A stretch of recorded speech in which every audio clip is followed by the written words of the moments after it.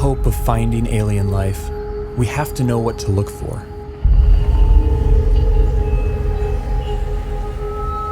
But where do we begin? How do we narrow down a seemingly infinite set of possibilities?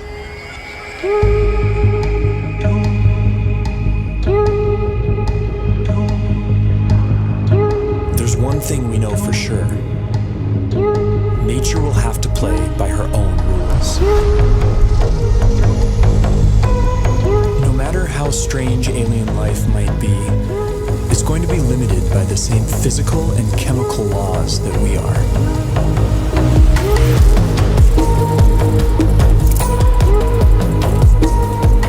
On top of this, each alien environment will further limit what kinds of life forms can evolve there.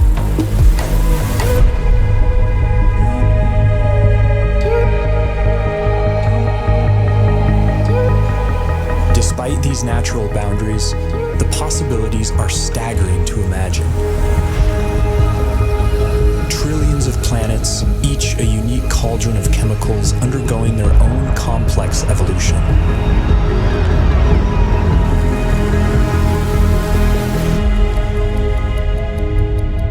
To guide our thinking, this museum of alien life will be divided into two exhibits. Life as we know it, home to beings with biochemistries like ours, and life as we don't know it, home to beings that challenge our concept of life itself.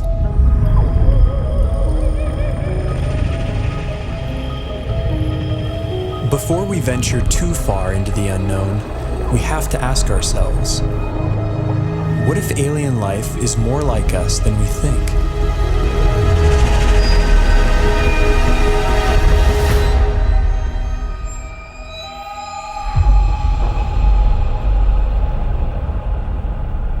If there's one feature that unites us with the other specimens in this museum, it's carbon.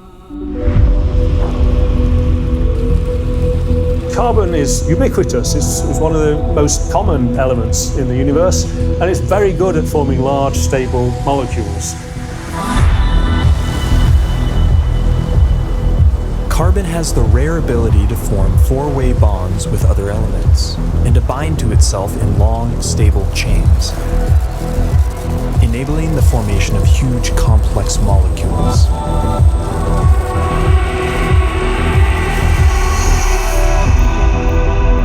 This versatility makes carbon the centerpiece in the molecular machinery of life.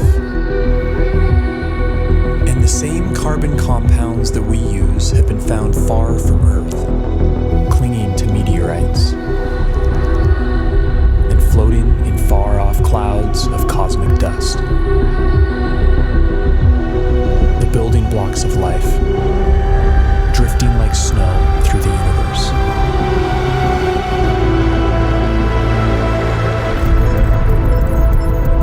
And if alien life has selected other carbon compounds for their biochemistry, they will have plenty to choose from. Scientists recently identified over 1 million possible alternatives to DNA, all carbon-based.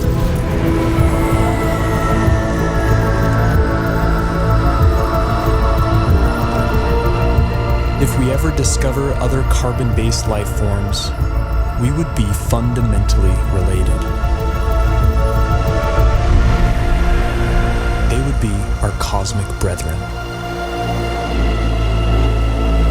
But would they look anything like us? If they hail from Earth-like planets, we could share even more in common than just our biochemistry.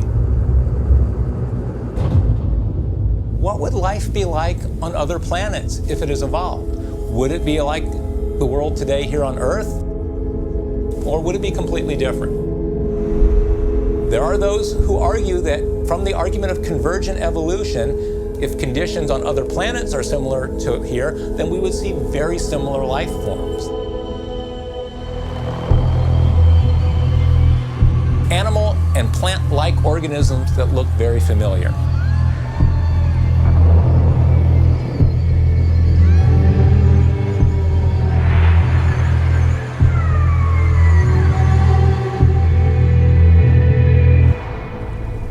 On Earth, certain features like eyesight, echolocation, and flight have evolved multiple times independently in different species. This process of convergent evolution could extend to alien planets like Earth, where creatures face similar environmental pressures. It's no guarantee, but there could be certain universalities of life. The greatest hits of evolution on repeat across the universe.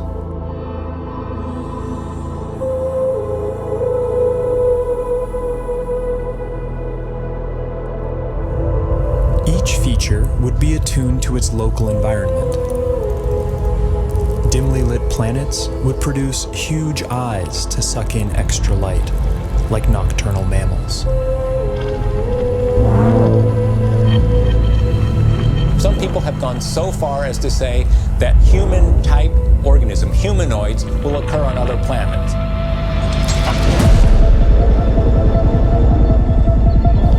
The existence of other human-like organisms seems unlikely, given the long, convoluted chain of events that produced us.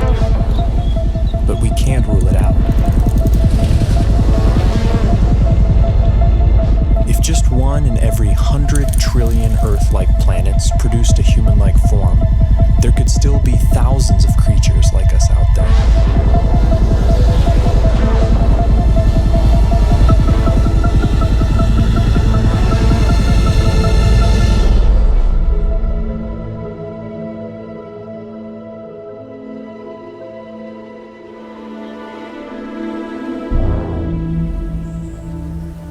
Convergent evolution is also rampant in plant life, and C4 photosynthesis has arisen independently over 40 times.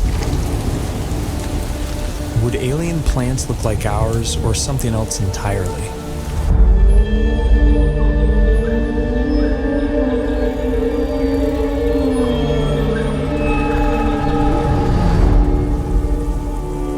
On Earth, plants appear green because they absorb the other wavelengths in the sun's light spectrum. But stars come in many colors. And alien plants would evolve different pigments to adapt to their sun's unique spectrum.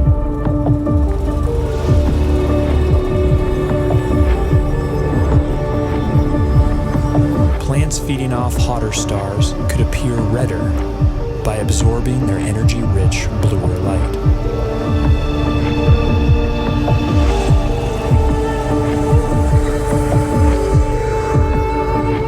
Around dim red dwarf stars, vegetation could appear black, adapted to absorb all visible wavelengths of light.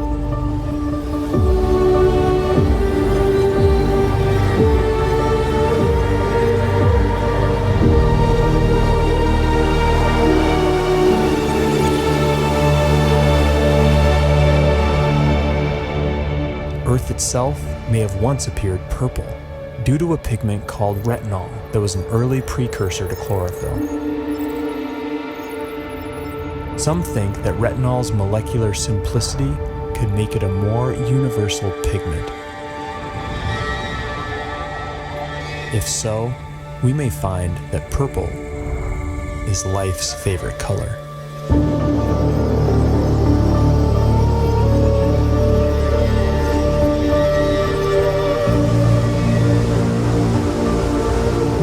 Of alien vegetation is more than just a curiosity. It's chemical information that could be seen from light years away.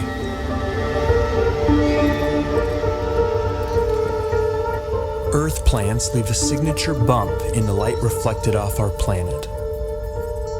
Finding a similar signal from another world could point the way to alien vegetation.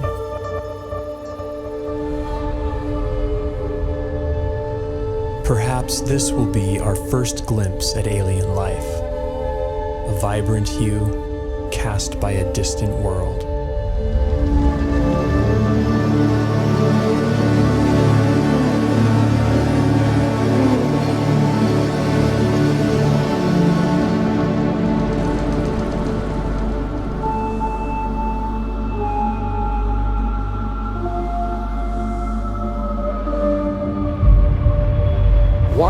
when you change the day length of a planet? What happens when you change the tilt of a planet? What happens when you change the shape of the orbit? What happens when you change the gravity of a planet? Planets with long elliptical orbits would see drastic seasons.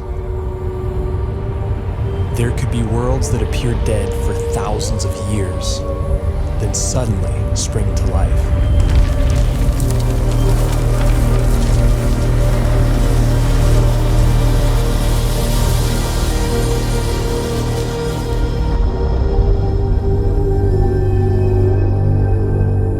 Most of the rocky planets discovered so far have been massive super-Earths.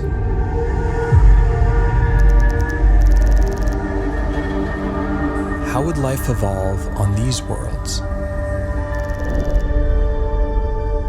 In the seas, gravity may not matter much at all.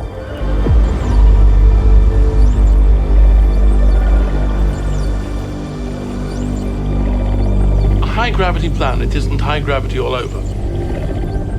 If you're in the sea, and that's where all life starts, there's very nearly no gravity because you're much the same density as the stuff around you. It's when the animals come out on land that they feel the gravity.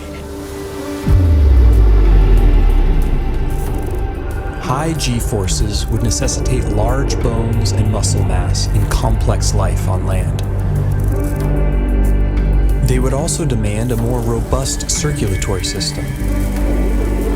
And plant life could be stunted by the energy cost of carrying nutrients under stronger gravity.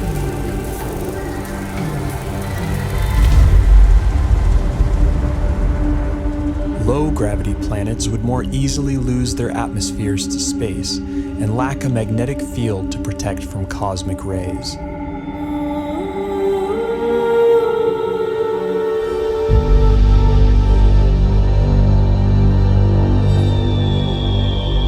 But smaller worlds could be home to secret oases.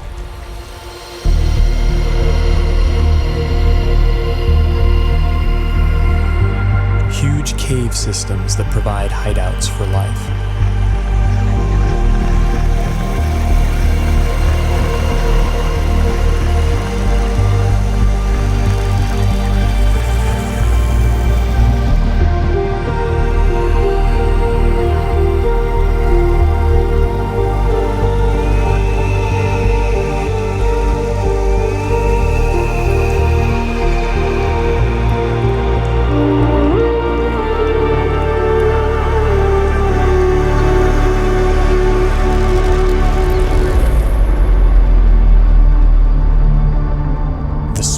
Possible habitable planets are estimated at 2.5% Earth's mass. If surface life does evolve on these worlds, it could be a sight to behold. Plant life could grow to towering heights, able to carry nutrients higher in lesser gravity.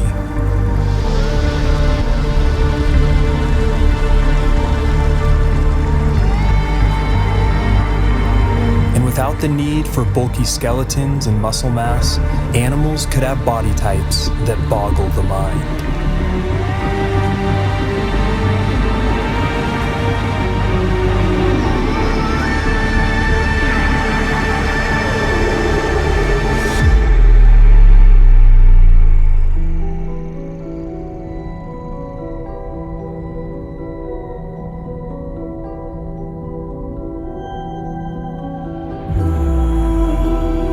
Here on Earth, it took 3 billion years for evolution to produce complex plant and animal life. Simpler organisms are hardier, more adaptable, and more widespread. The largest collection in the Museum of Alien Life would likely be the Hall of Microbes.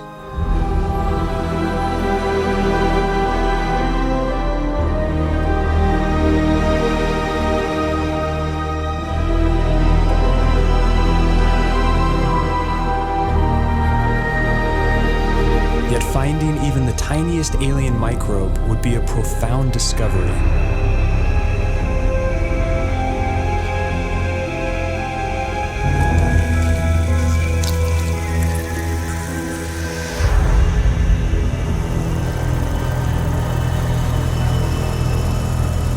bite-sized life could leave a big footprint.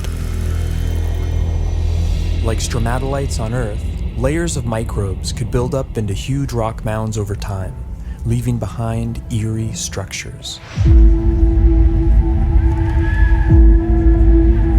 And in big enough numbers, some alien bacteria could leave a distinct biosignature by exhaling gases that wouldn't coexist naturally, like oxygen and methane.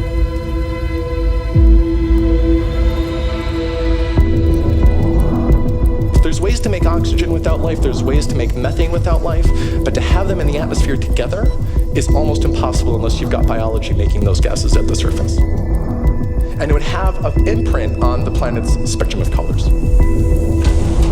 Next-generation space telescopes could find a signal like this on a world not far from home. The closest sun-like star with an Earth-like exoplanet in the habitable zone is probably only 20 light years away and can be seen with the naked eye.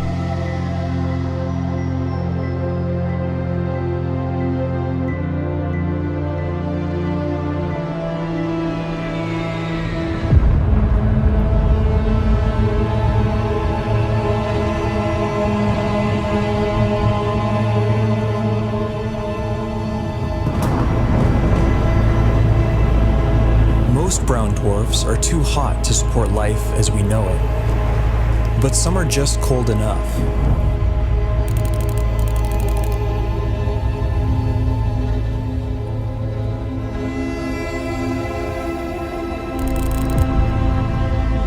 All the prime elements for life have been detected inside their atmospheres. And within these clouds, some layers would provide ideal temperatures and pressures for habitability.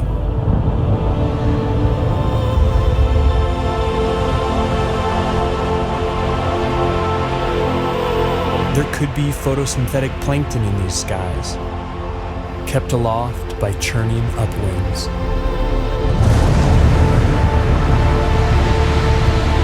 And with enough force, these upwinds could even support larger, more complex life. Predators.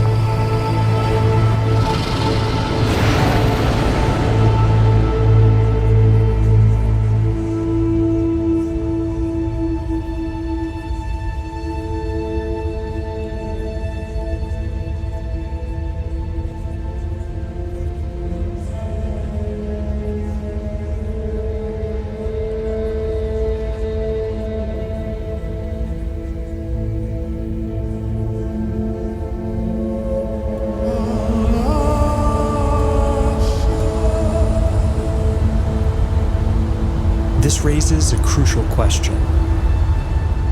What if we've been looking in all the wrong places? What if nature has other ideas?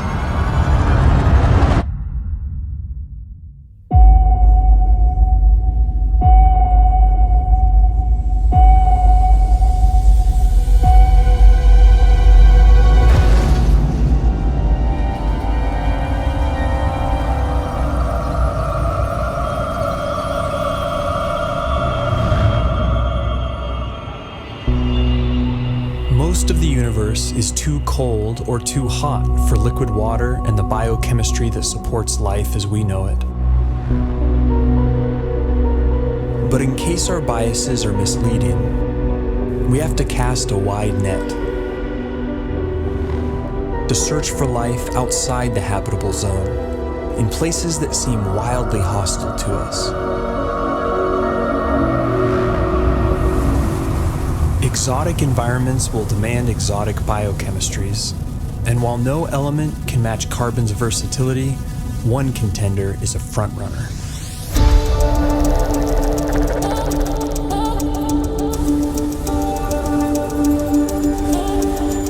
At first glance, silicon seems similar to carbon. It forms the same four-way bonds and is also abundant in the universe. But a closer look reveals that these two elements are false twins. Silicon bonds are weaker and less prone to forming large, complex molecules. Despite this, they can withstand a wider range of temperatures, opening up intriguing possibilities. Life based on the silicon atom instead of carbon would be more resistant to the extreme cold, providing a whole new range of weird forms. But silicon has a problem. In the presence of oxygen, it binds into solid rock. To avoid turning to stone, silicon beings might be confined to oxygen-free environments, like Saturn's frigid moon, Titan. Its vast lakes of liquid methane and ethane could be an ideal medium for silicon-based life or other radical biochemistries.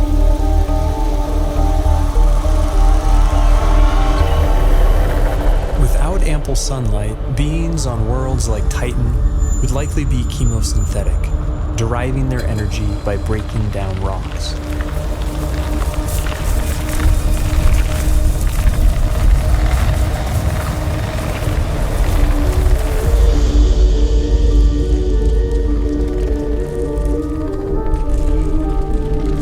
Such life forms could have ultra-slow metabolisms and life cycles measured in millions of years.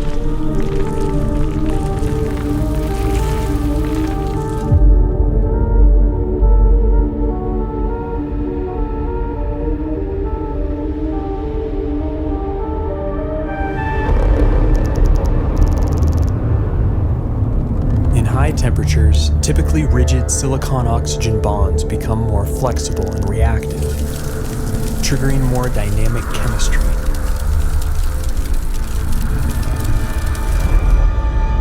This has led to a truly bizarre proposal: silicon-based life forms that live inside molten silicate rock.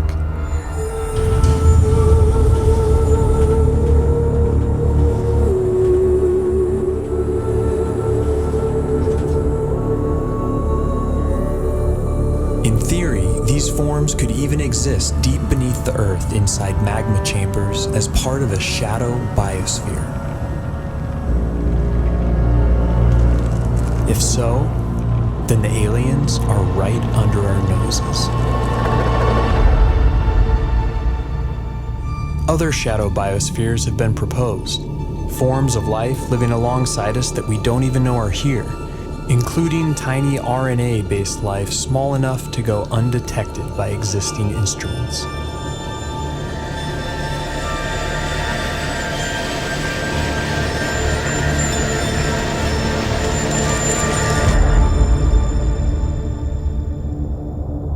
Clouds of dust in empty space might seem like the last place you'd expect to find anything living. But when cosmic dust makes contact with plasma, a type of ionized gas, something strange happens.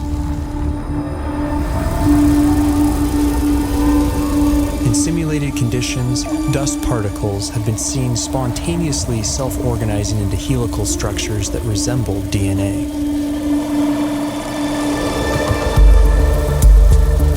These plasma crystals even begin to exhibit lifelike behavior, replicating, evolving into more stable forms, and passing on information.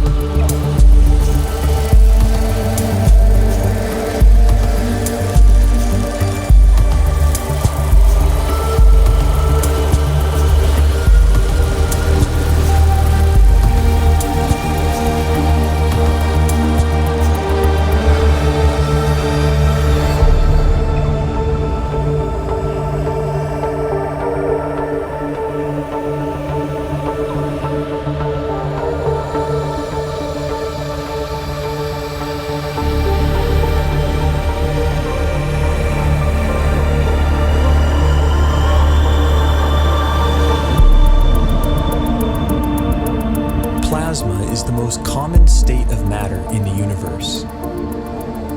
If complex evolving plasma crystals really exist, and if they can be considered life, they could be its most common form.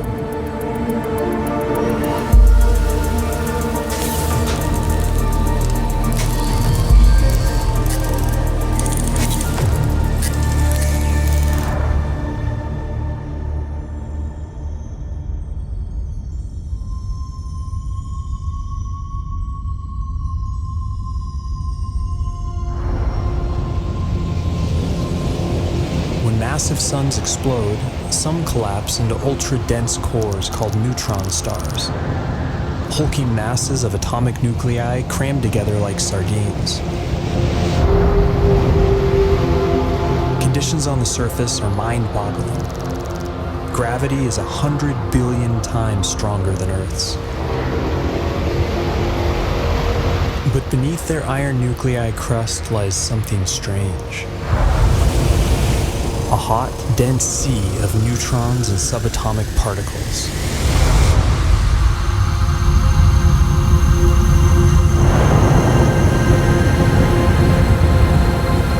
Stripped of their electron shells, these nuclei would obey entirely different laws of chemistry, based not on the electromagnetic force, but the strong nuclear force which binds nuclei together.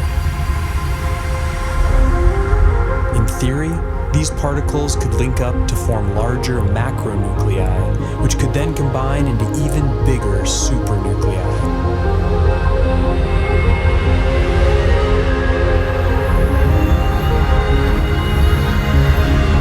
If so, then this bewildering environment would mimic the basic conditions for life: heavy nucleon molecules floating in a complex particle ocean.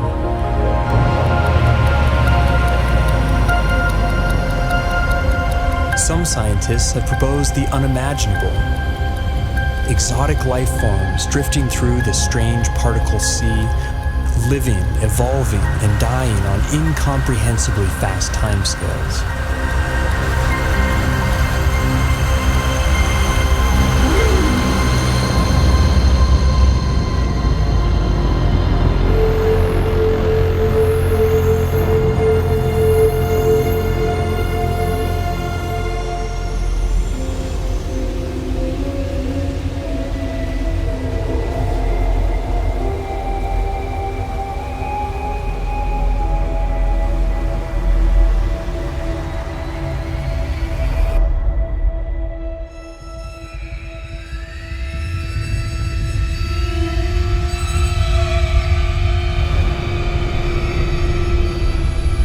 Life is not something that has to evolve naturally. It can be designed.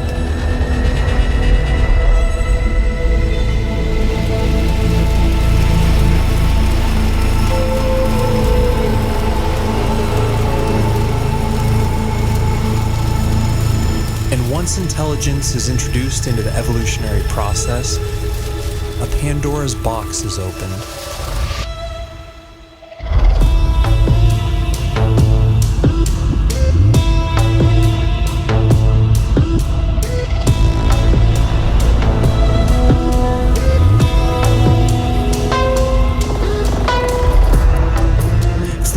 Typical biological limitations, synthetic and machine-based life could be the most successful of all.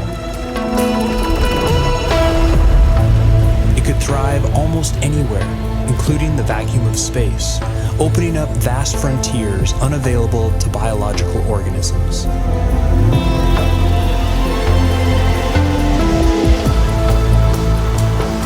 And compared to the glacial pace of natural selection, technological evolution allows exponentially faster growth, adaptability, and resilience.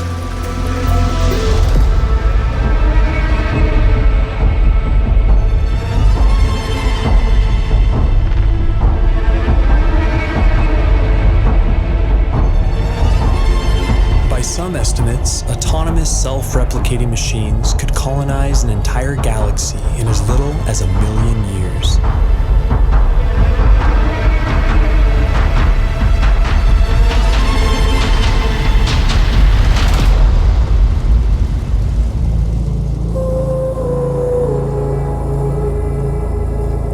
Predict how hyper-intelligent life would organize itself.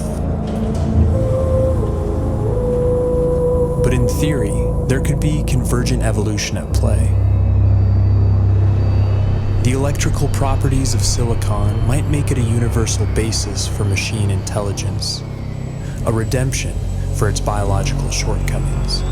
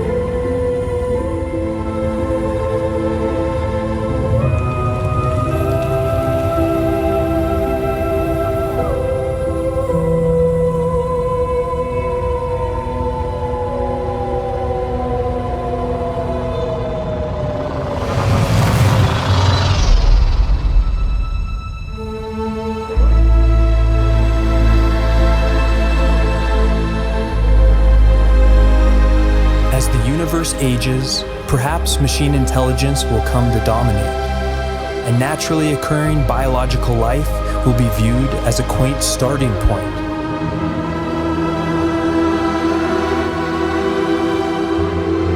Perhaps we ourselves will lead this transition, and the great human experiment will be merely a first link in a sprawling intergalactic chain of life.